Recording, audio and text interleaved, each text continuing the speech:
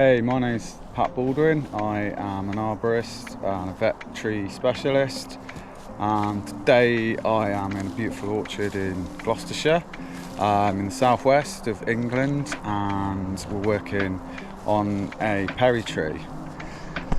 So yeah, here's the situation. We've got this veteran perry tree. It's situated in this traditionally managed orchard, and there's several of these older growth kind of perry trees. Got one there, it's a beautiful one straight across there, and then we've got this one. So the issues we've got with this, obviously it's got a really heavy lean, sort of roughly like 45-degree angle going that way, and yeah, the tree is starting to lift up on the root plate. You can see here, if I get down low, there's a raised root plate here. We've got some exposed roots, and we've also got in the compression side a kind of step down, which is kind of classic root plate movement. There's all these cracks in the soil as well, which obviously can be an indicator of soil and root movement. Having said that, it's incredibly dry at the moment. We're in the middle of summer and there are cracks everywhere. We're on clay, so I don't know how much of that is related to the root plate movement in this sort of area here, and how much is just down to just the clay shrinking. Back of the trunk here on the tension side, you can see we've got some cracking in this buttress here, the tension buttress, tension root. You can see it's unweathered, so this is recent movement, and this crack extends up to about here, so about ½ a metre on that side. See this hollowing out with the trunk there, and then we've also got a bit more alarming is this very recent crack as well. You can see again it's unweathered, so it is new, and we've probably only got a few inches of residual wood, sound wood, until we get into that decayed hollow cavity sort of trunk. We've also got a third crack here, which is a bit more historic. That's the situation we've got. This tree is again a fail pretty soon, and basically the tree owners really want to retain it. So I'm here today to see how much I can increase its lifespan, because I think it's just, it could easily go any day basically with those big cracks in the back. That's pretty serious. It's just put on a load of fruit as well. You can see it's got pears all over it. I guess in terms of its general health, apart from the sort of structural issues, which are pretty major, it's actually got loads of good growth. There's lots of lower growth as well. You can see some tip dieback. I think this tree is going through the later stages of life, i.e. it's going into the sort of veteran stage where we're getting retrenchment, we're getting dieback at the tips, you can see in several cases, but then we've got this really healthy lower crown, so the crown's reordering itself, which is great news. So it does give us some hope. So the idea here is to prune off as much as we dare in terms of the top here, bringing it down, and that kind of end weight here. You can see we could try and reduce some of this down to the lower crown, and we're going to also install a prop approximately here, something going up like that. And the third thing we're going to do is we're going to just leave a pile of wood chip on this side of the crown. I don't want to spread that wood chip yet on the root plate, I'm going to wait until the end of the winter, until the soil is really nice and wet and rehydrated.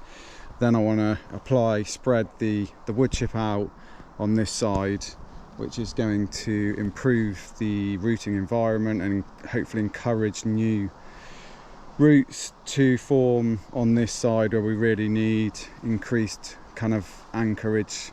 So the first thing I'm actually going to do is make the tree as safe as possible, because obviously it's in a really fragile state, so I can do a few extra things to make the tree a little bit safer. So I'm going to add some ratchet straps around the base of the tree where those cracks are, just to try and add some strength, and then I'm going to put a rope a bit higher up and use the truck just to anchor the tree to add a bit more stability as well.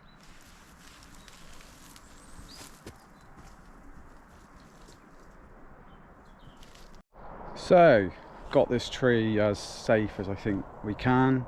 I've put a chunky rigging line onto the tree around the structural part higher up, and I've just put a tiny bit of tension on with the truck just to add a little bit more security, and I've put a series of ratchet straps around. Ideally I would have preferred to use something beefier, but that's what was in the truck, so it's going to do something.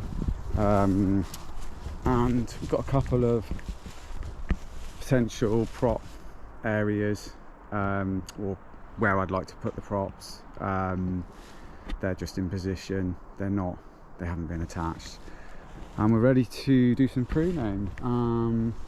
So the idea would be to use poles and ladder to slowly and gently take pieces off the tree. I don't particularly want to climb it yet, just because of the condition, but I may well get up there once I've taken a bit of extra weight off, and I will try and retain any stag-headed bits of dead wood. I've just literally, in this neighbouring Perry veteran, just seen a woodpecker go up into that piece of aerial dead, so it's very important to leave as much as we can. Just do the minimal work to achieve the goal.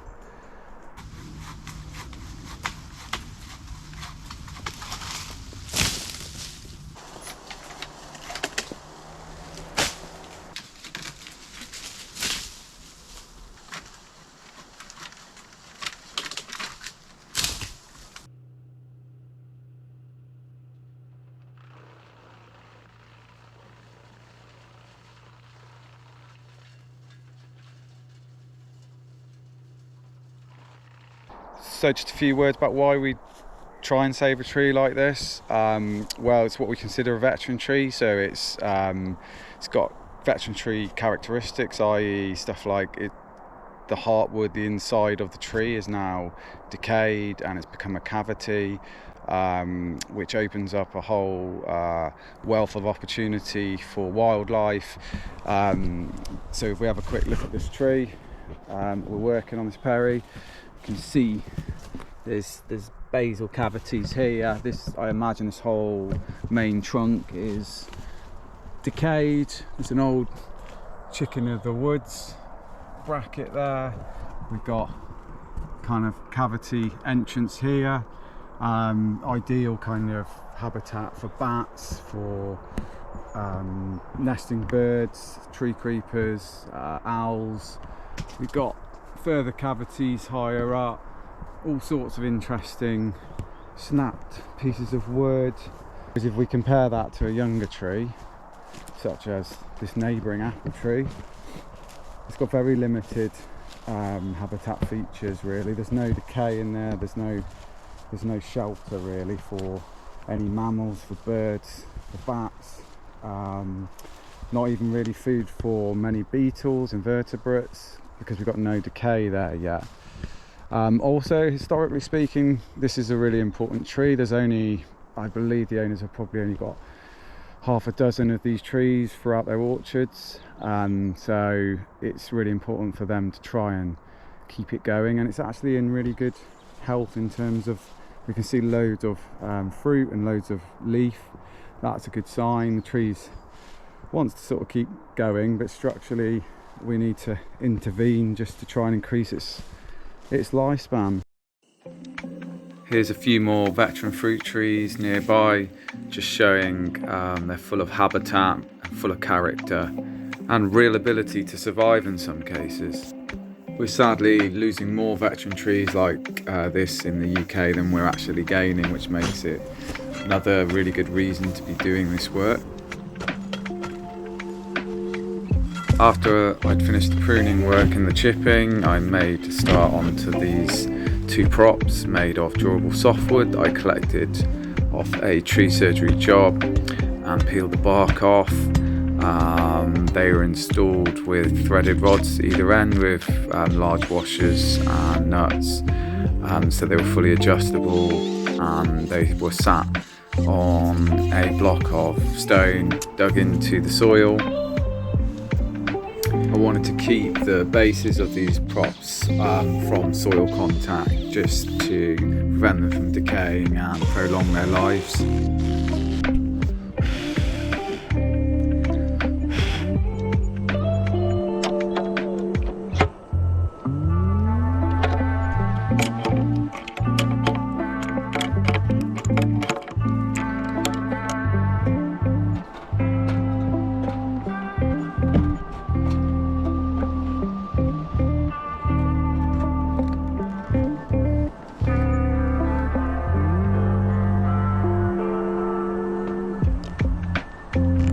So the tree is now finished. There it is. In terms of follow-up work, I'll be monitoring these braces, these props rather, just checking how they're getting on, and they are adjustable from the ground and the top. Obviously when the ground is rehydrated in winter, it's a clay, so I'm expecting some sort of movement, but we can work with the adjustments to cater for that. We'll be keeping an eye on the tree to see how it responds to the pruning. Hopefully, yeah, all this lower crown will develop nicely, and potentially we will end up taking some more weight off some of these bigger stubs in future. Next thing is to leave a ratchet strap on there, so we're going to order a 5-ton black ratchet strap just to try and arrest any of this cracking. I mean, we could use like a compression belt, but I think just in terms of budget, for £10, ratchet strap's pretty good, and we'll just replace it every year or two, just keeping an eye on the tree as it puts on growth, that it doesn't become girdled at that point of attachment. But that's it. So yeah, hope you enjoyed that job, and yeah, please subscribe and like my video. Cheers.